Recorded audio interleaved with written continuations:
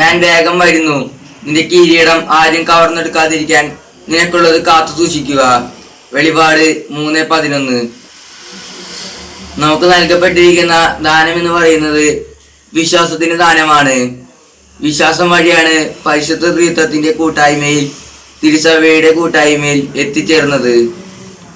നമുക്ക് നൽകപ്പെട്ടിരിക്കുന്ന ദാനം എന്ന് പറയുന്നത് വിശ്വാസത്തിന്റെ ജീവിതമാണ്.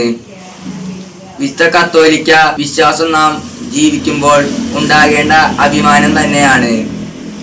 നമുക്കായി ഒരുക്കി വെച്ചിരിക്കുന്ന കിരീടം ആരും കവർന്നു കൊണ്ടുപോകാതിരിക്കാൻ നാം അത് കാത്തു സൂക്ഷിക്കണം എന്നാണ് ഈശോ ആവശ്യപ്പെടുന്നത്.